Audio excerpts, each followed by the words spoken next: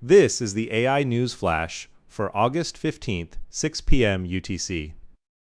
First up, South Korean lawmakers filed bills on August 14th that would charge employers directly for AI-driven layoffs.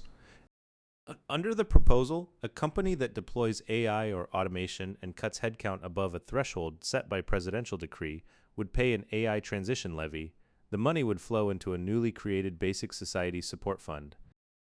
What makes this notable is where the tax lands. Supply-side designs tax the AI vendor, not the adopter. A manufacturer that eliminates 2,000 office jobs using someone else's AI tools pays nothing, while the data centers behind those tools carry the burden. The employer simply walks away with lower labor costs and no direct obligation. Sponsors argue that AI and robotics have begun replacing not just simple repetitive work, but skilled professionals, spreading employment insecurity across society. This appears to be the first national legislation anywhere to tie an automation tax to headcount outcomes rather than to AI infrastructure or developer revenue.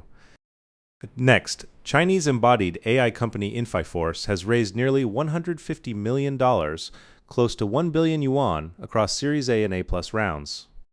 Since 2025, the company has pursued an ego-centric data strategy. Ego-native data captures first-person interaction from actual human operations, simultaneously recording visual feeds, action trajectories, spatial relationships, and environmental feedback. Infiforce says it will soon launch an embodied model built on that high-quality ego data, closing a technical loop that connects ego-native data, world models, and its atom brain embodied brain. The company has already deployed and verified multiform robots across hundreds of industrial scenarios in dozens of Chinese cities. August alone has seen several large rounds flow into China's embodied AI sector. Third, Switzerland's Financial Market Supervisory Authority, FINMA, has warned banks and insurers about rising cyberattacks and AI risk. Board Chair Marlene Amstad reported a marked increase in cyberattacks amounting to a third across all the financial institutions FINMA supervises, and said the threat posed by highly developed AI affects the entire sector. The driver is that cybercriminals can now discover software flaws and launch attacks far more quickly with the help of AI. Amstad said supervisors must be quick enough to keep pace with technological development. FINMA placed responsibility for preventing a systemic crisis directly on financial institutions, requiring them to keep operational risks under control, particularly those linked to third-party service providers. It also urged the sector to prepare for quantum computing, which it said could have major implications for the security of the financial system.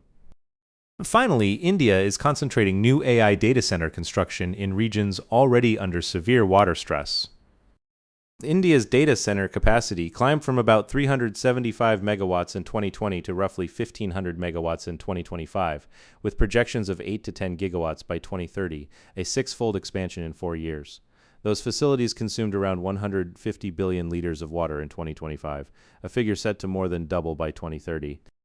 Residents, meanwhile, now have to dig 1,000 to 1,200 feet, roughly 300 to 366 meters, to reach water, according to Deepak Joshi, president of the Kora Residents Association. Planet Tracker counts 50 Indian facilities already cited in extremely high water stress zones, and S&P Global expects 60 to 80% of Indian data centers to face high water stress this decade. Even so, Uttar Pradesh's 2026 data center policy draft promises an uninterrupted 24/7 water supply to operators. That's all for this AI News Flash.